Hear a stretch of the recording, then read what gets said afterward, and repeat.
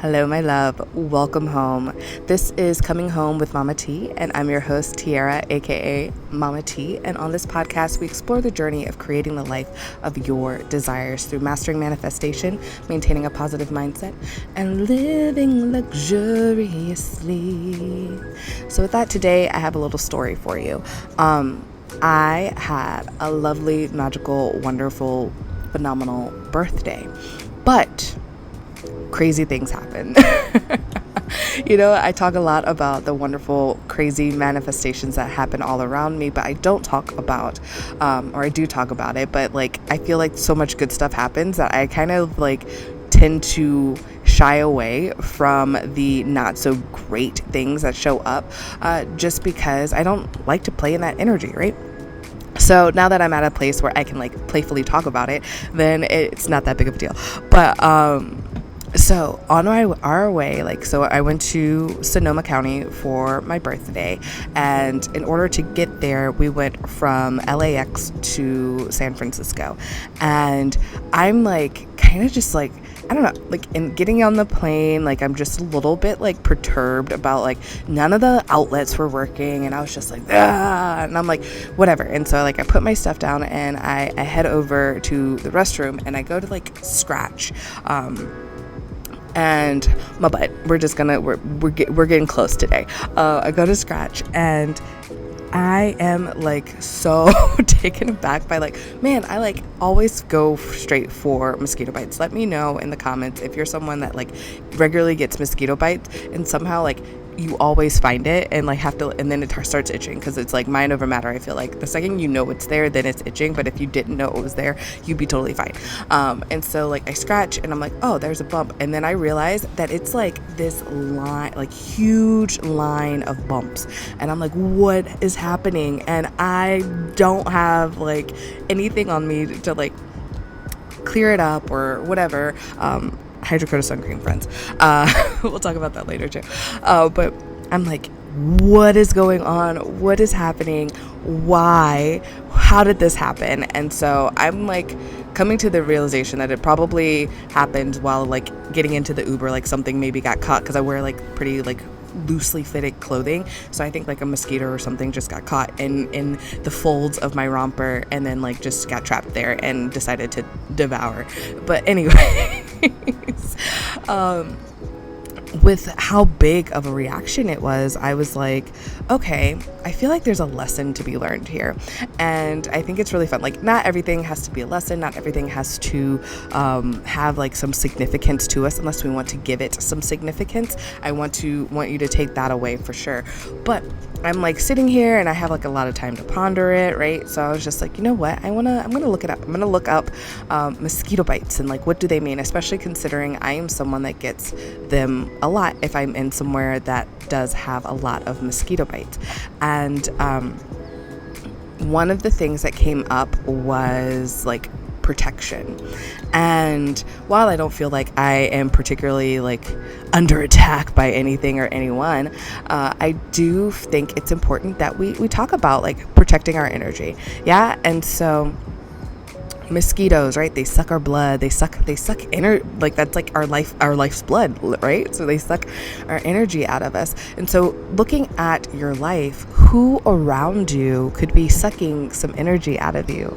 Yeah. What around you is sucking your energy? Is it a person? Is it going to a physical space? You can always tell. There's always the places where you're oh, this is amazing. This feels so comfy, cozy. I love the vibe here. And then there are places that you're I'm uncomfortable, right? And so how do we put ourselves in the places that it's more I love the vibe here than I'm uncomfortable? Putting ourselves around the people that were I love this person, this feels really good, versus the person I feel super drained after spending 5 minutes with you. How do we do that? Well, when we have to acknowledge it, right? So paying attention to how do we feel from moment to moment, situation to situation, and acknowledging and not feeling sometimes making it mean anything. Also, I think that's the other thing. Okay, we can get around people that are draining. That doesn't mean that they're evil or anything like that. They just we just don't align. We just don't, connect. There's just something that does not speak to our energy in that moment. Maybe it's the topics of conversation that you tend to lean into whenever you're together. Maybe it is just something about them. Who knows? We don't have to figure all that out. I mean, you can if that's your interest, but we can just notice that this feels good, this doesn't. Let me do more of the good stuff, right? And that's like the simplified version of it. And I think sometimes we get into our heads that it has to be hard to create the life that we desire, create the experiences that we desire. I find sometimes I'll say something like, just do what makes you happy. And people will be like, such a naive thing to say. It's not. Do what makes you happy, right? Like if you want to go to the library, get up and go to the library. What's stopping you? You.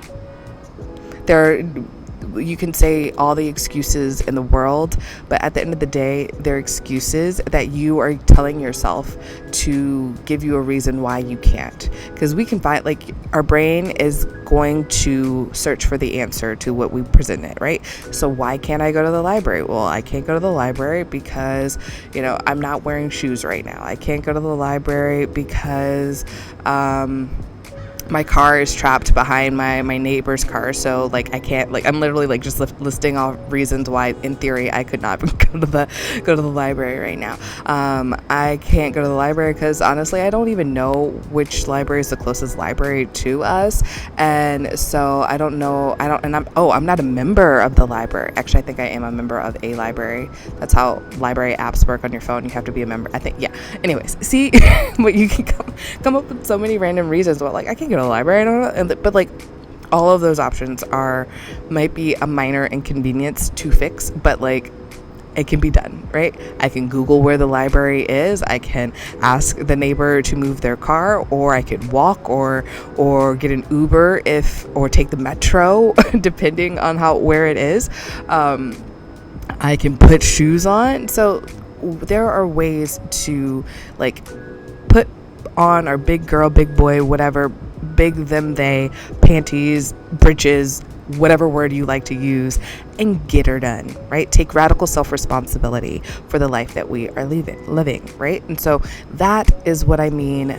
And that's kind of where I feel protecting the energy is. It doesn't have to be we can make a ritual out of it if you want to. I love envisioning cutting cords, or you could do a popular ritual called, I don't know what everybody else calls it, but my friend calls it a bitch and burn. And you basically write down a bunch of stuff on a piece of paper, the things that aren't serving you, the things that are making you angry, the things that you want to alleviate out of your life, light it on fire.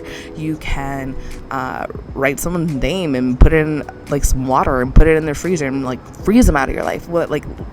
Any sort of physical representation that you want to kind of take and bring into the ritual, the expression, that's the word I'm looking for, of clearing out what it is that you no longer want to experience. I think the physicality of it just brings it into this physical plane, right? We can think about it, logic it, we can get emotional and spiritual about it, and meditation and envisioning it, and then we can bring it into the physical by doing actively doing something. I am literally burning this person out of my life. I am literally freezing them out. I am literally clearing this out of my space, right? Cutting these cords, eliminating all of that. So we can do all of those things, but also it's setting boundaries, right? You have to set the boundary, and then you have to reaffirm the boundary with some people, because they want to push the envelope. They want to keep